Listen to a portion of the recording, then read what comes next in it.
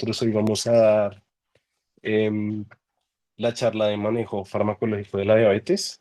Somos José, Sebastián y Rosario, de quinto semestre. Siguiente, por favor.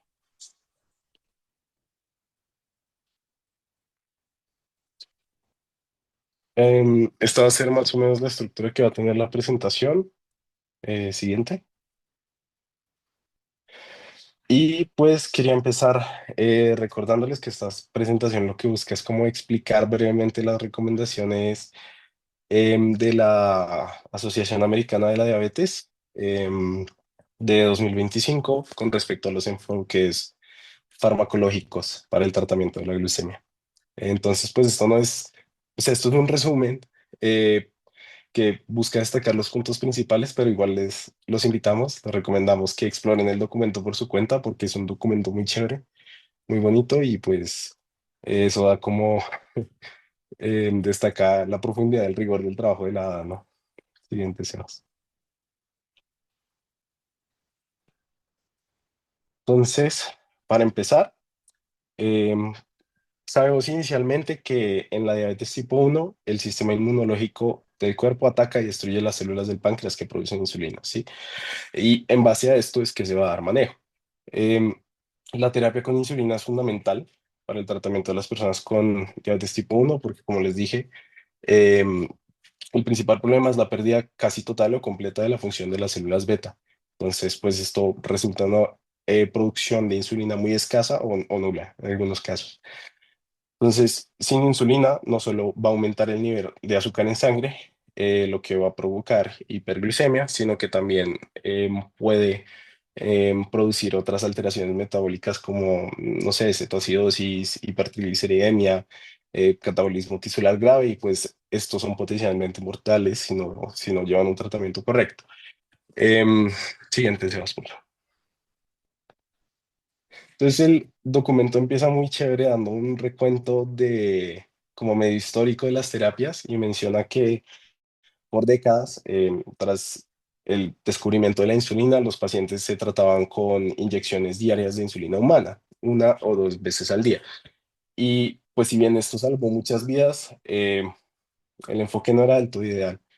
No fue hasta el ensayo sobre el control y las complicaciones de la diabetes, el DSST, que se obtuvo evidencia que demostraba que la terapia intensiva con insulina, fuera por inyección diaria múltiple o por infusión subcutánea continua em, con bomba, mejoraba significativamente de los resultados a largo plazo de estos pacientes. De hecho, el, la guía lo mencionó también, y es que los participantes que alcanzaron una hemoglobina glicosilada del 7% en promedio, experimentaban una reducción del 50% de las complicaciones microvasculares en 6 años.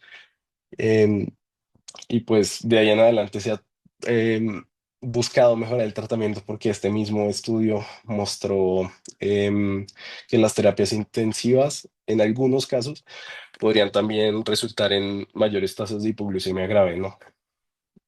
Siguiente, Sebas. Entonces, después la guía nos comenta sobre las terapias modernas con insulina, que ahora incluyen un amplio espectro, por así decirlo, de opciones. Entonces, ellos nos hablan de la insulina basal, la prandial y las correctoras. Entonces, la basal incluye la NPH, los análogos de acción prolongada, como los que conocemos, no sé, glarina o de o insulina de acción rápida, pues continua por bomba. La insulina prandial, pues es la que se administra con las comidas para controlar los picos de glucosa postprandial, y la insulina correctora es para controlar la hiperglucemia, digamos, inesperada. Siguiente. Entonces, los análogos de la insulina han mejorado la seguridad del manejo y la eficacia del tratamiento. Entonces, tiene una mayor duración de su acción con concentraciones en plasma más consistentes que la NPH. Em, y para las personas con diabetes tipo 1, en comparación con las insulinas humanas inyectables, los análogos reducen la hipoglucemia, reducen el aumento de peso y mejoran la glicosilada. Entonces, actualmente incluso contamos con análogos ultra rápidos, insulina inhalada. Entonces, acá puse un estudio que no tiene nada que ver con la guía, pero me pareció muy chévere. Habla de la Ultra Rapid Lispro, que es una de ellas. Entonces, pues estos análogos ultra rápidos tienen un inicio y pico de acción aún más rápido, con una duración más corta, y pues esto nos va a flexibilizar mucho el tratamiento. Em, de hecho, la guía comenta que estos análogos ultra rápidos pueden causar menos hipoglucemia al tiempo que mejoran las variaciones de glucosa postprandial y flexibilizan la administración, claro. Siguiente, Sebas, por favor. Entonces, antes de abordar las formas de dar insulina y pues todo el manejo que conlleva, quería recordarles que la terapia debe ser individualizada al paciente. Sí, todos estos factores que ven aquí listados em, afectan la capacidad de una persona de disponer de un tratamiento, ¿sí? Esa frase que ven ahí abajo, entre comillas, la dice textual la guía, y es que a pesar de sus ventajas, los análogos de insulina pueden ser costosos o complejos. Es fundamental adaptar el plan de tratamiento a cada persona. Y pues es verdad, digamos, toca considerar el costo, las preferencias personales, el acceso a la tecnología y a los tipos de insulina que tenemos nosotros como médicos tratantes y ellos como pacientes.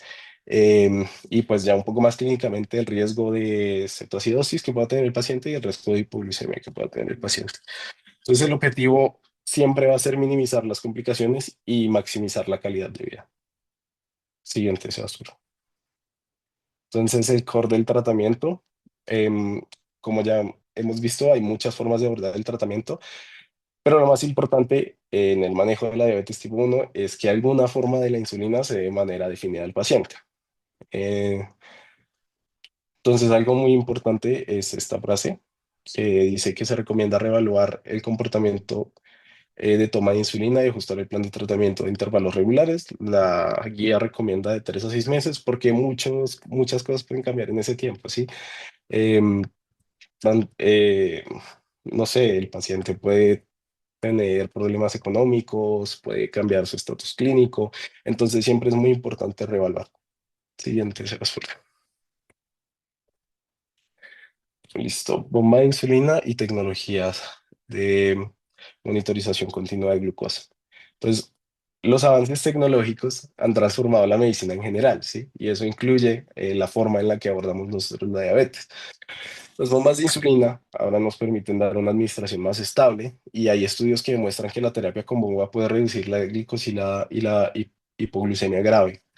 Entonces, eso inicialmente. Aún más novedosamente, se ha integrado la monitorización continua de glucosa, que resulta en un mejor control glucémico, reducción de hipoglucemia, especialmente nocturna, y que en general pues, va a mejorar la calidad de vida del paciente.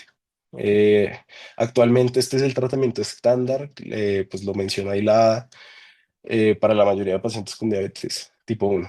Y pues ahora que estamos entrando en esta era de la administración automatizada de insulina, pues estos sistemas terminan combinando las dos cosas, el monitoreo continuo de glucosa y las bombas de insulina con algoritmos que desconozco, pero pues nos permiten ajustar mejor la administración de insulina en tiempo real. Siguiente, Sebastián. Ahora, de manera muy general, las personas con diabetes tipo 1 requieren aproximadamente entre el 30 y el 50 de su insulina diaria como basal y el resto como prandial. Em, la dosis diaria total para diabetes tipo 1 se va a estimar según el peso del paciente. Entonces, una dosis entre 0,4 a 1 unidad por kilo por día. Em, claro, no es 100% estándar, entonces es posible que se tenga que ajustar la dosis en situaciones fisiológicamente activas, no sé, como la pubertad, la menstruación o procesos de enfermedades por los que esté cursando el paciente. Em, Esa imagen que ven ahí es el Type 1 Diabetes Sourcebook, donde se menciona que la dosis total inicial típica para adultos con diabetes tipo 1 estable es de 0,5 unidades por kilo por día, donde el 50% va a ser la insulina basal y el 50% insulina prandial. Em, pues también es importante saber que las dosis un poco más bajas son típicas en niños pequeños, y Algo que menciona también la guía es dosis altas durante el diagnóstico, el periodo inicial del diagnóstico, por indicios de cetoacidosis no tratada. Esto lo llaman, creo que honeymoon phase. Entonces, pues sí, ahí se dan dosis más altas. Em, bueno, y que la dosificación de la insulina también debe adaptarse a los factores reales, como la composición de los alimentos, las tendencias glucémicas del paciente y pues la actividad que realice. Todo eso. Y quienes usan bombas de insulina o monitorización continua de glucosa pueden ajustar la insulina prandial basándose en los carbohidratos y el contenido de grasas y proteínas. Siguiente, Sebas. Bueno, entonces quiero mostrarles esta tabla que pues me pareció la tabla más importante de la sección de diabetes tipo uno, que compara los diferentes enfoques de administración de insulina. Entonces, esta tabla analiza tres factores: la flexibilidad del régimen, el riesgo hipoglucémico y el costo. Entonces, pues esto se muestra, como ahí pueden ver, con signos positivos y los del dólar, y pues entre más y entre menos.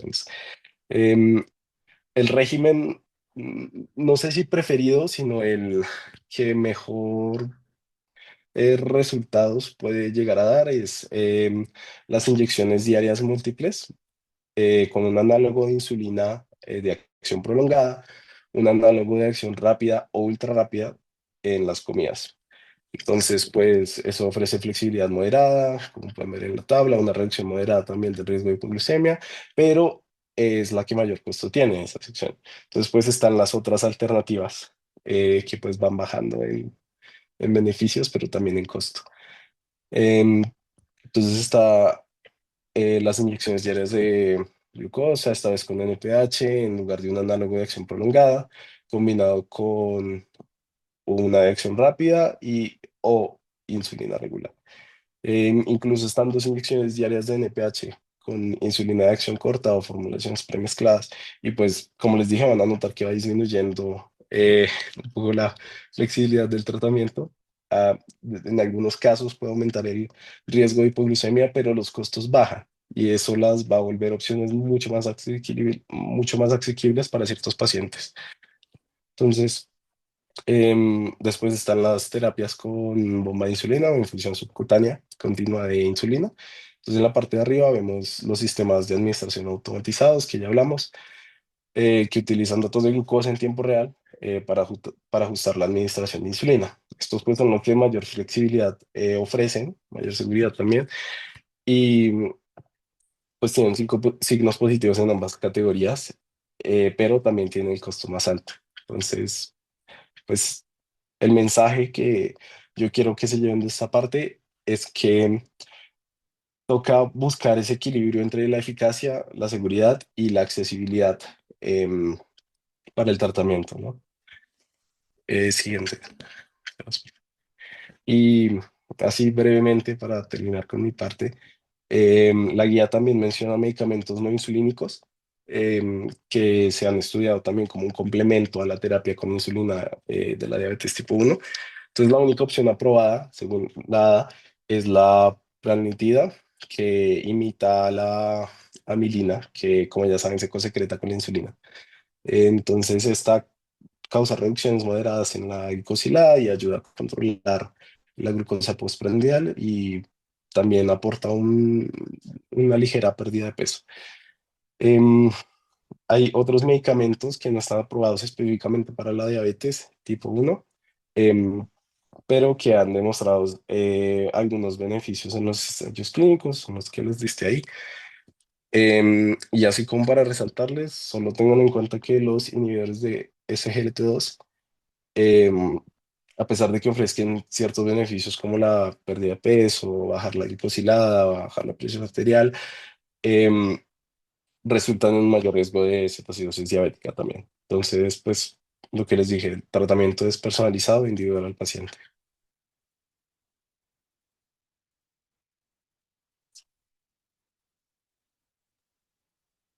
Bueno, ahora pasamos a la diabetes tipo 2. que a diferencia de la tipo uno no se ve una destrucción autoinmune de las células beta, sino es un proceso diferente y progresivo. Acá lo que ocurre es una combinación de resistencia periférica a la insulina, es decir, el cuerpo no está respondiendo bien a ella, y una secreción de insulina que con el tiempo también se va deteriorando. Entonces, esa combinación es lo que genera una hiperglucemia mantenida en el tiempo. La mayoría de pacientes no tienen síntomas al comienzo. Es una enfermedad silenciosa que se puede mantener durante años sin detectar y por eso suele ser diagnosticada tarde, ¿no? Entonces, aunque típicamente la vemos en adultos, el aumento de sobrepeso en jóvenes ha cambiado eso por completo. Hoy en día también estamos viendo en poblaciones jóvenes, especialmente con obesidad central. Y como siempre, hay varios factores de riesgo que suman. El sedentarismo, la edad, antecedentes familiares y pues algo que a veces se pasa por alto, que es la predisposición genética de ciertos grupos étnicos, ¿no? Entonces también juega un papel muy importante ahí. Entonces, una vez entendido esta base fisiopatológica, el tratamiento no puede centrarse solo en bajar la glicemia, tiene que ir más allá. Y es justo donde debemos arrancar nuestro enfoque farmacológico actual.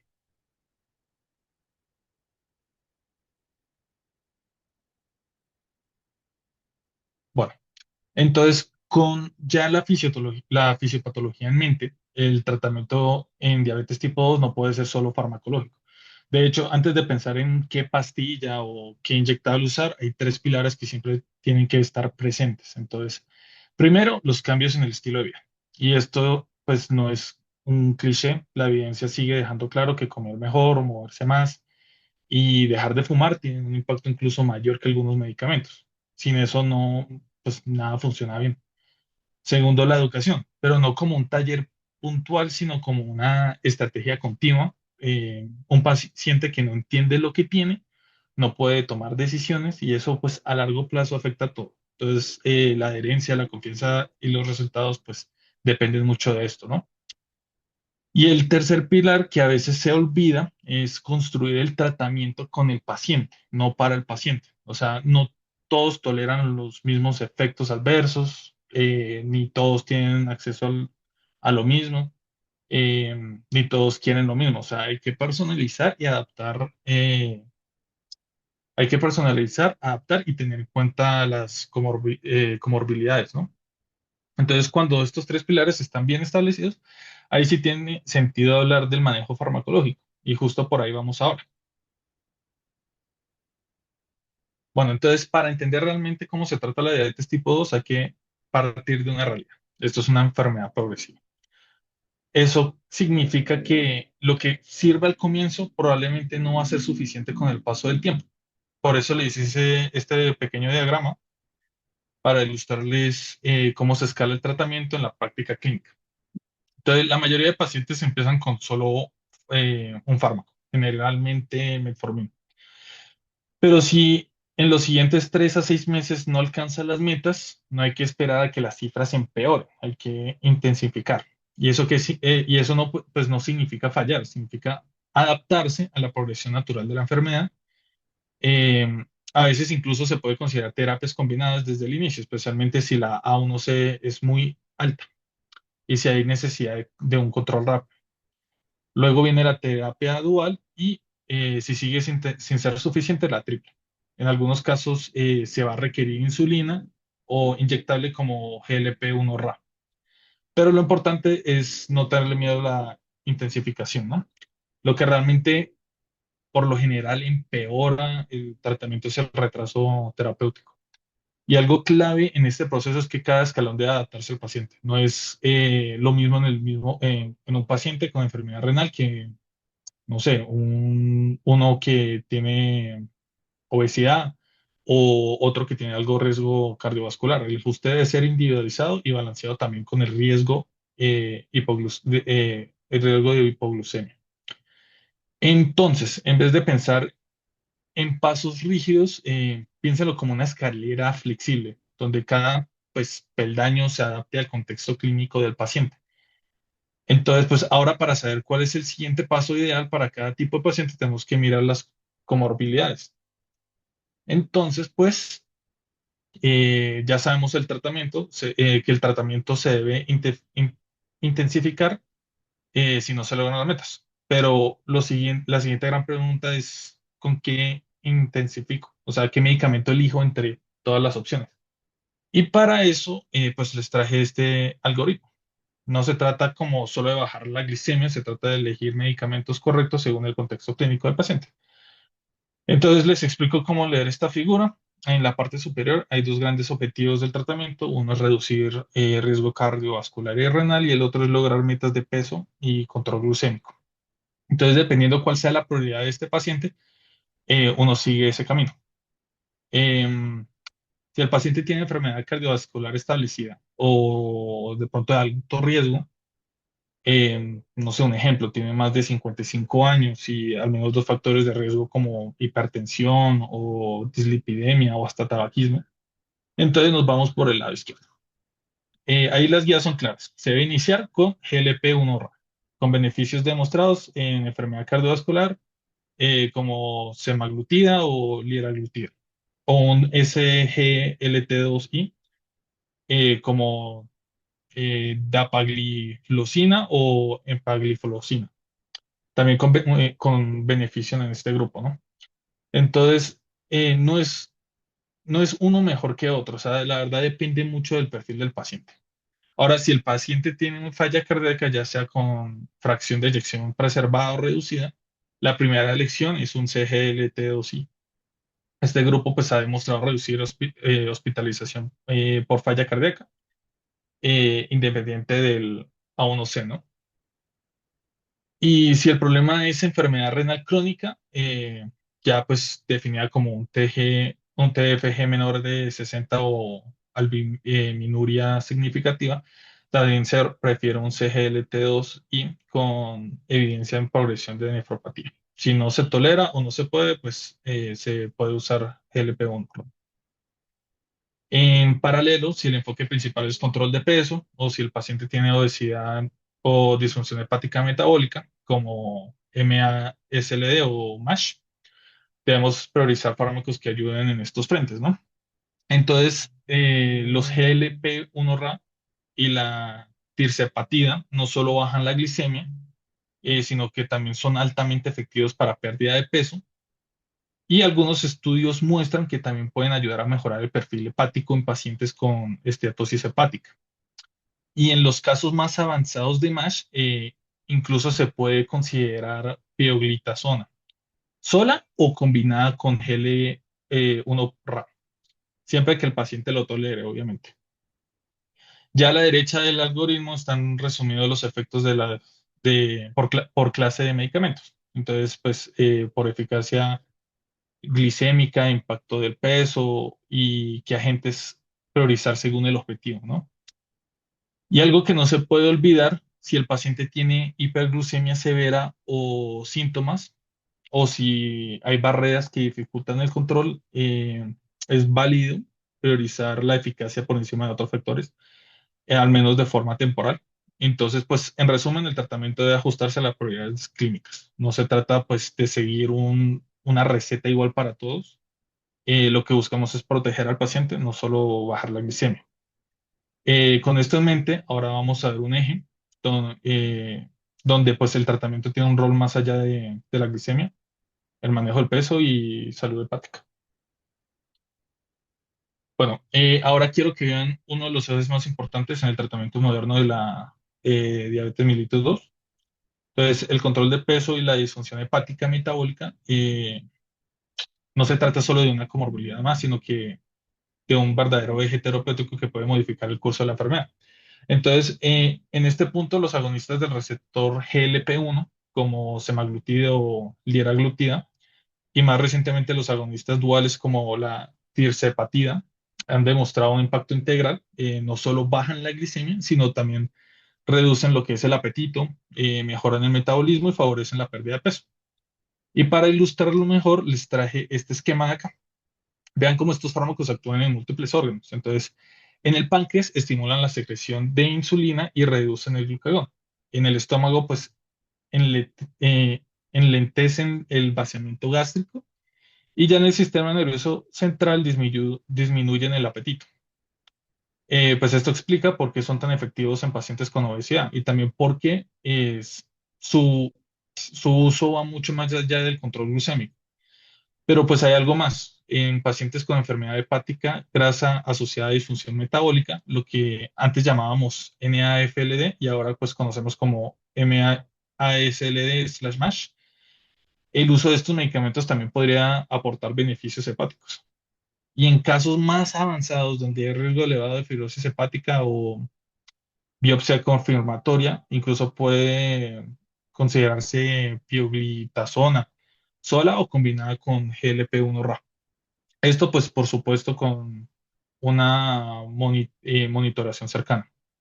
Por eso, cuando el paciente no alcanza las metas de peso, no basta con insistir en dieta y ejercicio. Hay que, pues, tomar decisiones activas, intensificar tratamiento farmacológico, considerar intervención metabólica, incluso hasta se podría pensar en una cirugía bariátrica se aplica. Entonces, pues, este no solo trata se trata de glicemia, se trata de mejorar el metabolismo, inflamación crónica, perfil hepático y reducir pues el riesgo a largo plazo. Entonces, pues justo para llevar esto a la práctica, les traje unos casos. Entonces, pues después de hablar de fármacos, peso, comorbilidades, pues quiero aterrizar como todo con un caso clínico muy claro. Este es Julio. Julio es un hombre de 58 años que consulta por visión borrosa, poliuria, polidipsia, fatiga y pérdida de peso significativa en pocas semanas. Nunca había sido diagnosticado con diabetes, pero tiene antecedentes importantes como hipertensión, dislipidemia y tabaquismo, suspendido hace un año. Entonces, al examinarlo, encontramos un paciente obeso con un IMC de casi 37, lo cual pues corresponde a una obesidad grado 2, pero sin signos de cetocidosis o compromiso agudo. Ahora miremos sus laboratorios. Una glicemia en ayunas de 342, glicemia al azar de 398, hemoglobina A1C de 11,2 y de lo más importante, pues tiene síntomas francos de hiperglucemia acompañados de pérdida de peso. Este es un cuadro de hiperglucemia severa, sintomática, en un contexto de estado catabólico. Entonces, en estos casos no hay que esperar que los fármacos orales hagan efecto. Aquí la indicación es clara, hay que iniciar insulina desde el principio. Lo ideal es estabilizar al paciente con insulina basal o un basal bolus si el perfil lo exige y con el tiempo reevaluar si puede transicionar a otras terapias. Entonces recuerden esta regla. A1C por encima de 10%, glicemia por encima de 300, y si tiene síntomas catabólicos como pérdida de peso, astenia, visión borrosa, son criterios para insulinización inmediata. Esto no solo mejora los síntomas rápidamente, sino que pues, nos ayuda a prevenir complicaciones agudas como cetoacidosis, deshidratación o crisis hiperglucémicas. Y pues acá les traigo un ejemplo totalmente contrario. Entonces, que representa una situación muy distinta a la anterior, que es una paciente llamada Marta, tiene 62 años y consulta en el contexto que fue diagnosticada recientemente por diabetes tipo 2. Entonces, fue diagnosticada hace 3 meses por una A1C elevada, pero pues hasta ahora no inicia tratamientos farmacológicos por decisión propia. Sí, se ha intentado pues seguir algunas recomendaciones dietarias, aunque con adherencia parcial. Y en su historial destaca hipertensión arterial bien controlada, dislipidemia y sobrepeso. Tiene un IMC de 28. No presenta síntomas de hiperglucemia activa y niega poliuria, polidipsia y pérdida de peso. Entonces, el examen físico no hay hallazgos de alarma ni signos de descompensación. Sus glicemias están elevadas, pero estables. 171 ayunas, 242 postprandial y una A1C de 9,5. Entonces, pues muy importante, no hay cetonas y su función renal está conservada.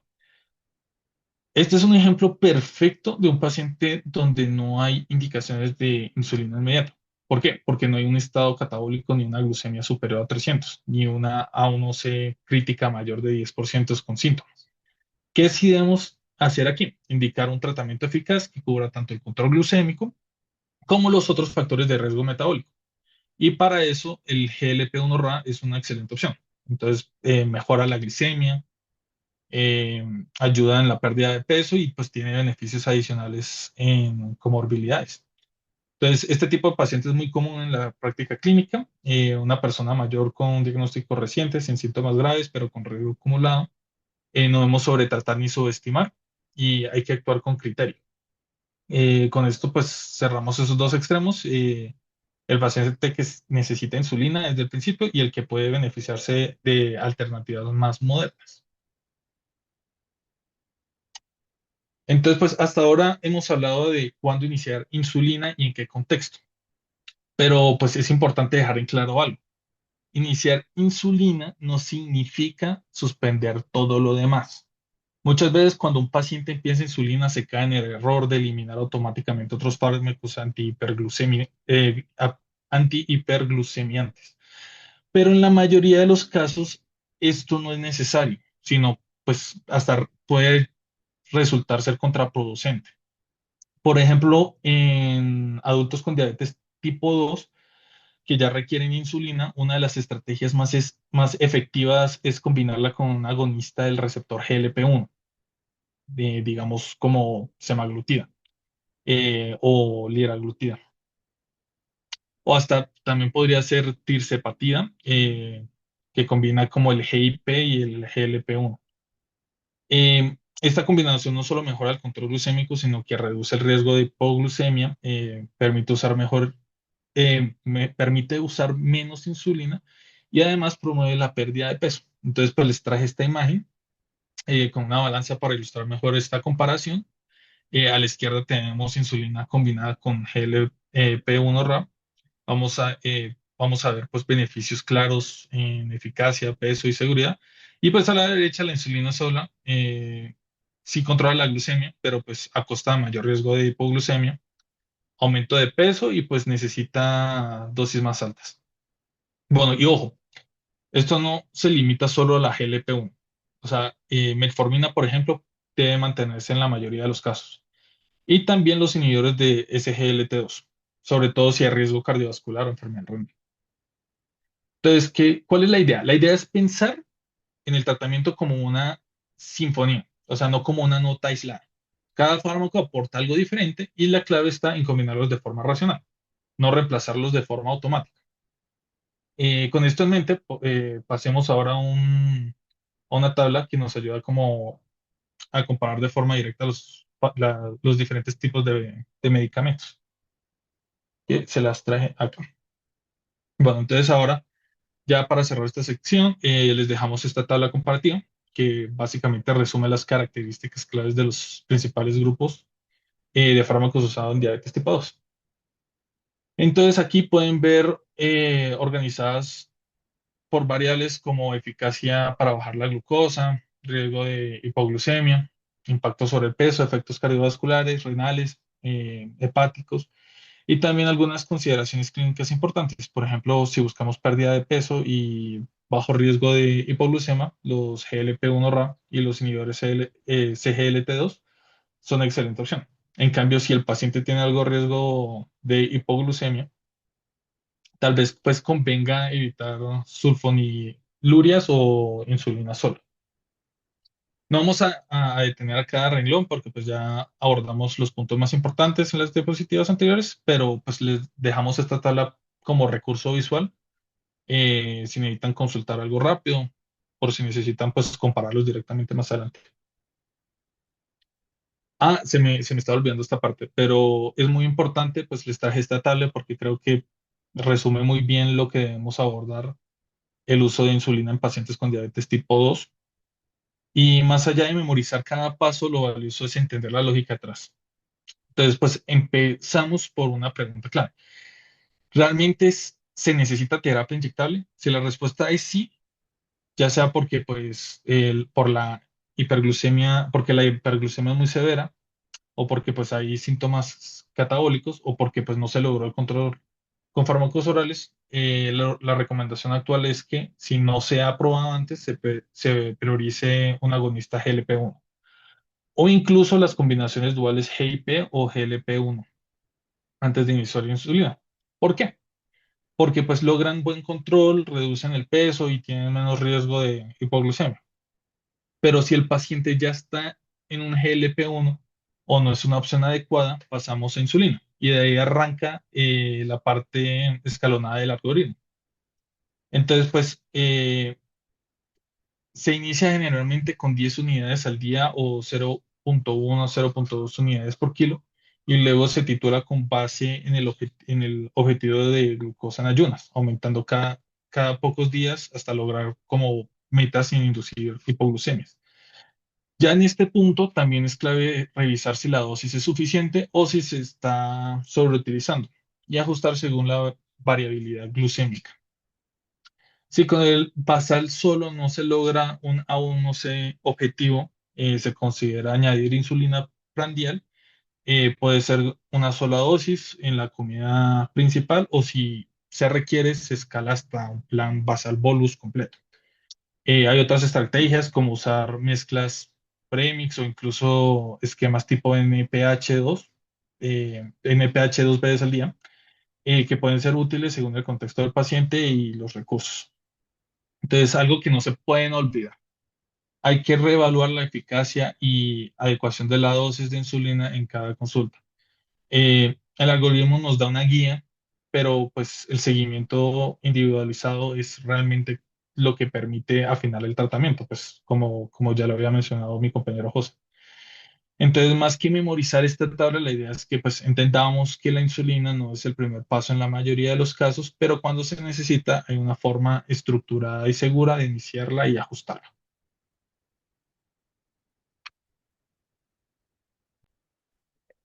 Bueno, yo les voy a hablar sobre las recomendaciones y consideraciones generales para pues la diabetes. Estas fueron sacadas de la ADA, que es la Asociación Americana de Diabetes, de 2025. Entonces, es muy importante identificar como todos los grupos del paciente, todo lo que pues va a tener culturalmente y económicamente el paciente para el tratamiento. Sebas, la siguiente, por favor.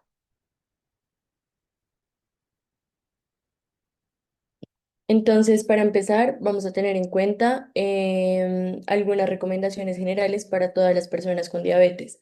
Entonces, primero es importante evitar la sobrebalsación y saber identificarla. También debemos tener como principal factor aquí el glucagón, que debe estar disponible y todos los que rodean al paciente, sus familiares y las personas que están con él deben saber usarlo. Otro punto importante es evaluar sistemáticamente las barreras económicas y considerar medicamentos más asequibles si el paciente no puede acceder pues, a los de alto costo. Entonces, en el monitoreo de sobrevasalización es muy importante porque un paciente con diabetes que usa pues, la insulina basal puede llegar a un punto en el que bueno, va a estar recibiendo mucha insulina y pues esto se va a llamar la sobrevasación y puede causar problemas como diferencias grandes entre la glicemia antes de dormir y la de la mañana, hipoglucemia, síntomas incluso sin darse cuenta y va a tener alta variabilidad de los niveles de glucosa durante el día. Entonces, si sospechamos que hay sobrevasalización, es crucial reevaluar el tratamiento inmediato y ajustarlo a las necesidades del paciente. Para el uso del glucagón, este es en riesgo de hipoglucemia. Las personas que reviven insulina intensiva o tienen un nivel de alto riesgo de hipoglucemia deben tener una prescripción de glucagón. Entonces, sus familiares, cuidadores, profesores o cualquier persona cercana debe saber dónde está el glucagón y cómo aplicarlo. Y se prefieren los glucagones que vienen listos para usar sin necesidad de tener que mezclar antes de inyectar.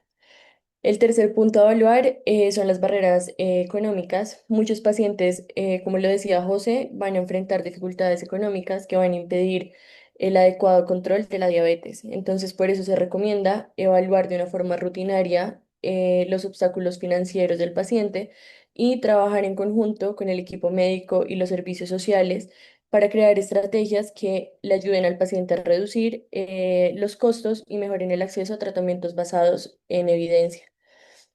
Y el otro punto son los usos de medicamentos de bajo costo cuando sea necesario. Entonces, para adultos con diabetes que no pueden pagar los medicamentos de alto costo, se deben buscar opciones más económicas. Entonces, estas opciones pueden ser la metformina, las sulfinurias, la insulina humana.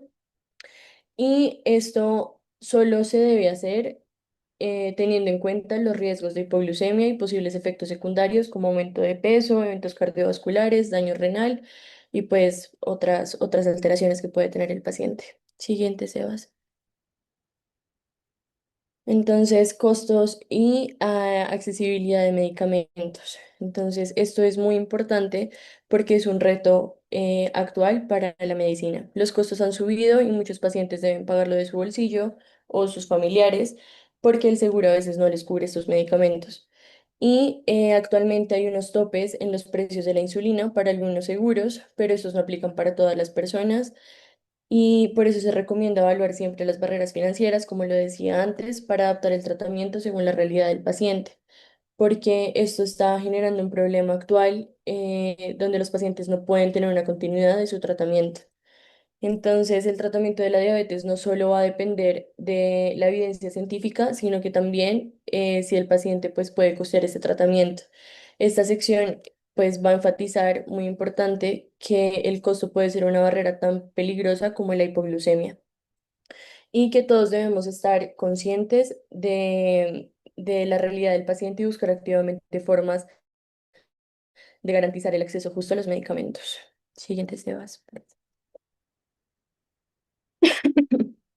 Entonces, aquí vamos a tener una estrategia o las estrategias ante la indisponibilidad de los medicamentos.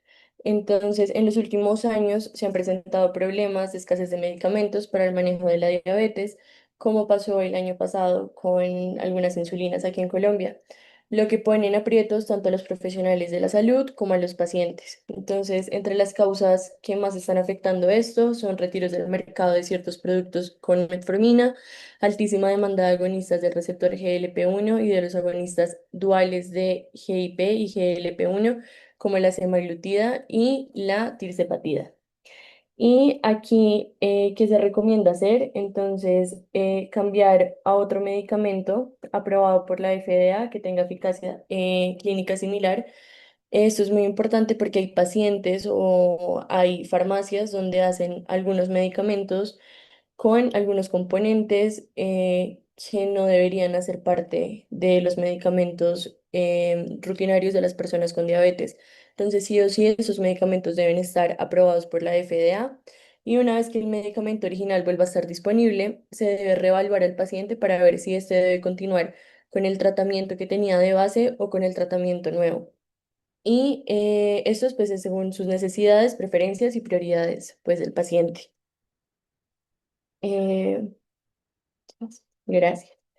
Entonces, además de las recomendaciones generales que acabo de dar, vamos a tener unas circunstancias especiales y unas poblaciones específicas. En esta parte vamos a abordar desde la seguridad de los medicamentos compuestos hasta el manejo de personas con capacidad reproductiva y aquellas que siguen dietas cetogénicas con el SGLT2 inhibidor. Entonces vamos a tener tres grupos clave, que es el uso de medicamentos compuestos. Esto se le debe como prevenir al paciente de no usar productos no aprobados por la FDA, que fue lo que dije anteriormente, cambiar a otro aprobado si hay escasez. El otro es la capacidad reproductiva, que ya lo voy a explicar mejor, pero se debe aconsejar sobre la anticoncepción y planificar la preconcepción.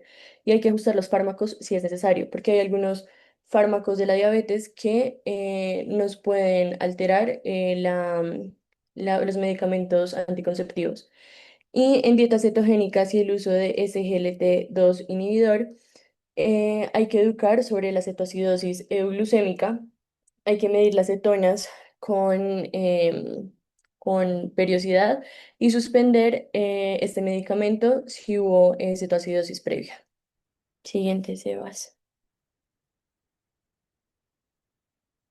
Entonces, consideraciones en personas con potencial reproductivo. Entonces, cuando tratamos a personas con diabetes que están en edad fértil, debemos ir más allá del control glucémico. Es fundamental pensar en la anticoncepción segura y en cómo estos medicamentos pueden estar afectando el embarazo y ofrecer una consejería preconcepcional completa y personalizada. Entonces, muchas personas con diabetes van a estar en edad fértil y muchos de esos embarazos no son deseados. Y algunos fármacos para la diabetes no son tan seguros durante el embarazo y pueden afectar la eficacia de los anticonceptivos, especialmente los anticonceptivos orales. Entonces, ¿qué se debe tener en cuenta? Primero, aconsejar siempre sobre los métodos seguros, incluso si hay planes de embarazo o no los hay. Vamos a tener interacción con medicamentos, entonces como el GLP-1 RAS, que es especialmente la tirzepatida, que puede afectar los anticonceptivos orales. Esto porque va a afectar la absorción de los anticonceptivos porque ralentiza el vaciamiento gástrico. Esto no pasa tanto con el GLP-1, pero sí mucho con la tirzepatida. Entonces, cuando una paciente está tomando tirzepatida, se debe usar segundo método anticonceptivo por 4 semanas al iniciar y aumentar la tirzepatida. Y hay que discutir con la paciente metas claras sobre la glucosa, medicamentos a suspender y la planificación reproductiva. Siguiente, Sebas, por favor. Entonces, ¿qué hacemos si el paciente tiene cáncer? Entonces, el tratamiento contra el cáncer puede tener efectos inesperados en el metabolismo de la glucosa. Es fundamental reconocer estos efectos y adaptar el manejo de la diabetes para evitar unas complicaciones graves como la cetoacidosis o hiperglicemias severas. Entonces, los tratamientos contra el cáncer me pueden causar hiperglicemia temporal o permanente, aumentar el riesgo de la diabetes tipo 1 fulminante por mecanismos inmunológicos e interferir con la acción de la insulina, generando resistencia. Entonces, es muy importante que a la hora de tratar con un paciente con cáncer y que además tenga diabetes, se debe hacer una evaluación muy individual y una terapia muy individualizada para que estos problemas pues no sucedan. Entonces, vamos a tener dos fármacos que se usan para el tratamiento del cáncer que nos puede afectar esto. El primero son los inhibidores de los puntos de control inmunitario, que va a ser anti-PD-1 y anti-PDL1 y el alpelisib. Entonces, los inhibidores de puntos de control inmunitario se va a usar en varios tipos de cáncer para evitar o para estimular el sistema inmune contra las células tumorales. Pueden producir toxicidades autoinmunes, incluyendo diabetes autoinmunes, que es parecida a la tipo 1. Entonces, las características de esta diabetes, que va a ser un inicio abrupto y severo, va a tener una presentación como la hiperglicemia grave o la cetoacidosis diabética y la incidencia de esto al año es del 1%. El tratamiento debe ser insulina, igual que la diabetes tipo 1 clásica. Y el alpecilib, entonces, este va a ser un inhibidor de la PI3K alfa, que es usado para cáncer de mama, causa hiperglicemia al bloquear una vía crítica de la acción intracelular de la insulina. Y esto va a generar que el paciente genere una resistencia a la insulina, aunque no afecte la producción de esta. La hiperglicemia aparece en las 2 primeras semanas del tratamiento y afecta hasta el 60% de los pacientes al año. Generalmente puede ser reversible si se suspende este fármaco. Y el manejo de este es por metformina, perdón, Sebas. Y el manejo de este es por metformina, que es el tratamiento oral de primera línea, pues para tratar esta hiperglicemia. Y en casos más severos puede requerirse insulina, pero casi siempre se va a poder disminuir este riesgo evitando el medicamento. Siguiente, Sebas. Entonces aquí les voy a hablar sobre las estrategias terapéuticas para personas con otros tipos de diabetes. Esto es muy importante porque no todos los pacientes diabéticos van a tener como o van a encajar en estos tipos clásicos que ya les acabo de explicar. Y aquí les voy a explicar cómo el manejo para quienes tienen formas no comunes, como la MODI, la neonatal y la post-trasplantes, la de fibrosis quística. Entonces voy a empezar con diabetes monogénica, que es la MODI o la neonatal. Algunas personas tienen diabetes causada por mutaciones de un solo gen. Estas formas se conocen como MODI. y la diabetes neonatal. Entonces, la MODI va a ser por mutaciones en el HNF1A o HNF4A. El tratamiento inicial es con sulfurinurias a bajas dosis. En algunos casos puede requerirse insulina con el tiempo y para la mutación en el HNF1A vamos a añadir un DPP4 inhibidor que puede mejorar el control glucémico. Y para la neonatal, esta se da por mutaciones del gen KCNJ11 o ABCC8. Y se trata con dosis altas de sulfurinurias y vamos a tener otros tipos de factores que estos son más inmunológicos como el INS, GATA6, FOXP3, que FOXP3 es un regulador. Y este es necesario, en este caso es necesario usar insulina. Siguiente, Sebas. La diabetes relacionada con fibrosis quística, entonces esta va a requerir una terapia con insulina como un tratamiento estándar. Se va a recomendar considerar bombas de insulina y sistemas automatizados de administración de insulina cuando sea posible. Esta no es tan común, pero sí es importante saber cómo es el manejo de la diabetes con fibrosis quística, pues relacionada a fibrosis quística. Siguiente, Sebas. La diabetes post-trasplante de órganos, entonces inicialmente pues muchos pacientes van a necesitar de insulina en el periodo posoperatorio inmediato, pero a largo plazo se pueden usar medicamentos no insulínicos como la metformina, la DPP4 inhibitoria, los inhibidores de SGLT2 y el receptor agonista de GLP-1 y la pioglitazona. Y aquí abajito les puse un cuadro muy importante que son las precauciones que se debe tener con el paciente, si está tomando metformina y si va a tomar GLP-1. Siguiente, Sebas. Aquí entonces ya vamos a hablar de otro, perdón. Aquí ya vamos a hablar de otro tipo de diabetes que va a ser por los inhibidores de la SGLT2 y riesgo de cetosis. Entonces, aunque los inhibidores de la SGLT2 ofrecen grandes beneficios cardiovasculares y renales, su uso no está exento de riesgos. En especial puede causar una forma silenciosa y peligrosa de cetoacidosis, incluso sin hiperglicemia severa. Por eso su prescripción debe ir siempre acompañada de educación, monitoreo por parte del personal médico y la vigilancia. Entonces, ¿qué son los inhibidores de la SGLT2? Son medicamentos que van a ayudar a reducir la glucosa a través de la orina.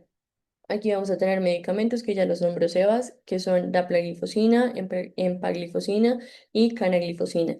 Estos van a tener beneficios cardiovasculares y renales, pero pueden aumentar el riesgo de cetoacidosis diabética, especialmente en ciertos pacientes. Entonces, ¿quiénes están en riesgo? Personas con diabetes tipo 1 y personas con diabetes tipo 2. Entonces, en personas de diabetes tipo 1 el riesgo va a ser mucho mayor que los pacientes con diabetes tipo 2. El riesgo en los diabetes tipo 1 va a ser muy alto, va a ser de 5 a 17 veces más riesgo de cetoacidosis comparado con los pacientes que no usan los inhibidores de SGLT2. Y las personas con diabetes tipo 2 con deficiencia de insulina van a tener riesgo de cetoacidosis mucho menor, pero pues aún existe. La incidencia es de 0,6 a 4,9 casos por 1.000 personas al año. ¿Cómo se puede afectar o cómo se aumenta el riesgo de la cetoacidosis con estos inhibidores? Entonces, dietas muy bajas en carbohidratos, ayuno prolongado, deshidratación, infecciones, consumo excesivo de alcohol, cirugías o enfermedades graves. Y la prevención y manejo del riesgo de la cetoacidosis con los inhibidores de SGLT2 es educar sobre síntomas y riesgos de la cetoacidosis en la hiperglicemia, usar beta hidroxiburato para medir las cetonas, evitar esos inhibidores si hubo cetoacidosis previa y suspender temporalmente antes de cirugías o enfermedades graves o el ayuno. Siguiente, por favor. Ya como conclusión, tenemos que el tratamiento de la diabetes, especialmente en personas con diabetes tipo 1, ha evolucionado más allá del control glucémico aislado. Hoy implica un abordaje integral que combina terapias avanzadas, tecnologías como la CGM y la AID, que la explicó José, educación continua del paciente y un enfoque individualizado que reconozca barreras económicas, sociales y culturales del paciente. Solo así es posible lograr resultados sostenibles en salud, reducir complicaciones y mejorar la calidad de vida. Muchas gracias. Muchas gracias. Muy buena la charla, muchas gracias. No sé si alguno tenga alguna duda.